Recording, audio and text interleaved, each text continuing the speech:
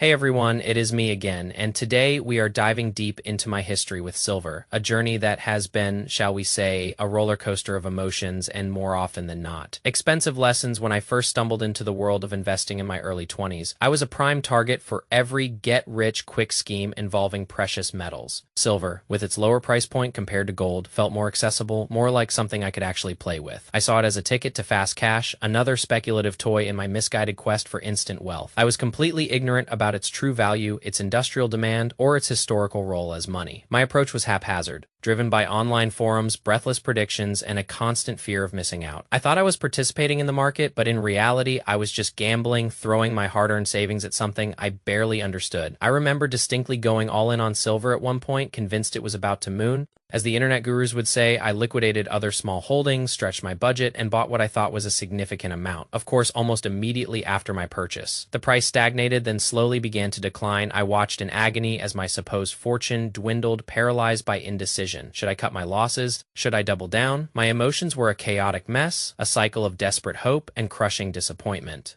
This was not investing. This was pure, unadulterated stress. This experience, among many others, was a harsh reminder that speculation, especially when fueled by ignorance and emotion, is a dangerous game. It was a painful but ultimately necessary awakening that forced me to reevaluate everything I thought I knew about money and wealth creation. My perspective on silver has undergone a radical transformation since those early days. I no longer view it as a mere speculative instrument, but as a critical component of a diversified, resilient financial strategy. It is about wealth preservation, about protecting purchasing power in an increasingly uncertain economic landscape. And right now, the silver market is at a fascinating crossroads, influenced by global industrial demand, geopolitical shifts, and potential government interventions. These factors are converging in ways that make understanding silver more crucial than ever, not just for financial enthusiasts, but for anyone looking to safeguard their future. Consider, for instance, the growing conversation around silver being designated a strategic metal. I have been following these discussions closely. If governments, particularly the United States, decide to classify silver as a critical resource vital for national security, the implications would be profound. My younger self would have instantly focused on the price explosion, imagining a quick flip, but the seasoned and somewhat scarred investor in me sees a much more complex picture. Such a designation would likely lead to policies aimed at securing domestic supply, potentially through tariffs on imports or even mandated domestic production targets. While this could certainly drive up prices, the more immediate concern for someone looking to acquire physical silver would be availability. Establishing new mines or reactivating dormant ones is a monumental undertaking, requiring vast capital investment, years of development, and navigating complex environmental and regulatory hurdles. This means that any push for domestic sourcing would inevitably create a supply crunch in the short to medium term. Moreover,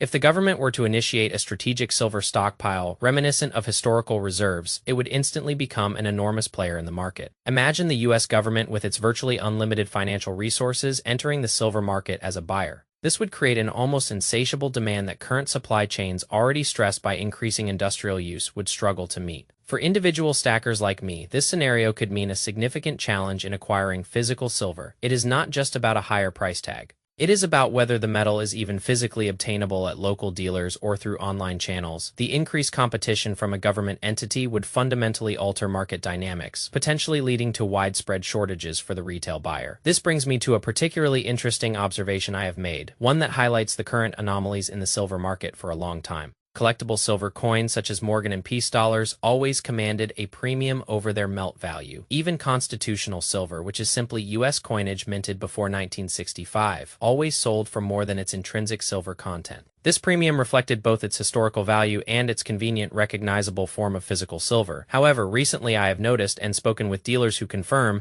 that these premiums have significantly eroded or in some cases disappeared entirely. My friend Harry, who runs a local coin shop, mentioned they are selling Morgan and Peace dollars at melt value and even constitutional silver slightly below melt. This is a truly remarkable situation, and in my opinion, a compelling opportunity for those looking to acquire physical silver at an advantageous price. So, why is this happening? When silver prices are in a sustained downtrend or just languishing, dealers often find themselves overwhelmed with inventory. People sell off their holdings, and the influx of metal can exceed the demand from individual retail buyers. What happens to this excess supply? It gets sent to refiners, it is melted down. I was absolutely floored when I heard a story just the other day from another dealer I follow. He mentioned sending 7,000 face value of constitutional silver for melting in just 1 week. To put that into perspective, that is $7,000 bags of silver coins. This is not a massive multinational corporation. This This is one small independent dealer in one state. Imagine the sheer volume of historical finite silver coinage that is being melted down across the entire country. And once it is melted, those unique pieces of American history, those tangible connections to a time when our currency was real money, they are gone forever. The U.S. Mint stopped producing these coins in 1964. The supply is finite and diminishing. This constant melting, driven by low prices and excess inventory at the dealer level, means that the existing stock of these historical silver coins is shrinking daily. And scarcity, as we all know, is a powerful driver of value over the long term. It is genuinely a bit disheartening to witness. These coins are more than just their silver content. They are relics from a period when our nation's commerce was underpinned by real money, by tangible assets. We have drifted so far from that principle.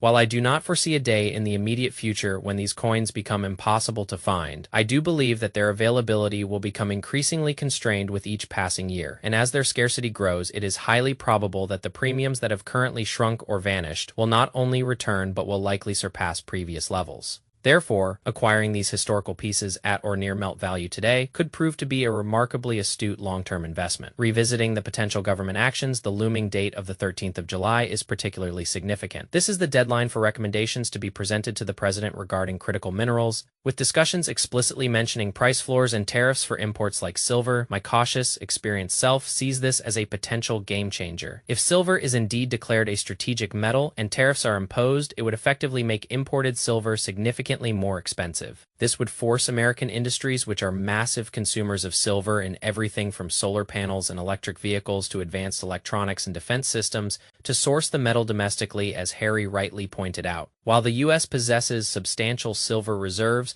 we largely abandoned dedicated silver mining in favor of importing cheaper foreign sources, often as a byproduct of other metal mining. A renewed push for domestic silver production would undoubtedly create jobs and bolster national self-sufficiency, but it would not be a quick fix. Establishing new mining operations or reactivating old ones is a time-consuming and capital-intensive endeavor. This inherent lag would create an artificial supply shortage, further exacerbated if the government simultaneously begins to build a strategic reserve. The double impact of reduced imports and increased government demand would place unprecedented upward pressure on silver prices and severely strain the availability of physical metal in the market. The idea of billions of dollars being earmarked for critical mineral stockpiles, even if only a fraction of that goes into silver, translates into millions of ounces being pulled off the open market, unavailable for retail purchase. This situation, while not widely publicized, is incredibly important. The potential policy changes slated for the 13th of July are flying under the radar for most of the general public. Consequently, the immediate market reaction might not be a dramatic, instantaneous price surge. It could take time for the broader market to fully grasp the ramifications of such a significant shift in government policy. However, the underlying forces at play, the combination of increased government demand, curtailed imports, and the existing industrial requirements, all point towards a long-term upward trajectory for silver prices. My journey from a naive speculator to a more informed investor has taught me to look beyond the sensational headlines and to understand the deep, fundamental forces that drive markets. This unfolding situation with silver is not merely about short-term price fluctuations. It is about national security, industrial necessity, economic independence, and the profound implications of government policy on a metal that is both a tangible store of value and an indispensable component of modern technology. We have historical precedents such as the 1970s oil crises, which underscored the dangers of over-reliance on foreign resources for critical commodities. The strategic shift towards energy independence in the U.S. demonstrated the long-term benefits of securing domestic supply.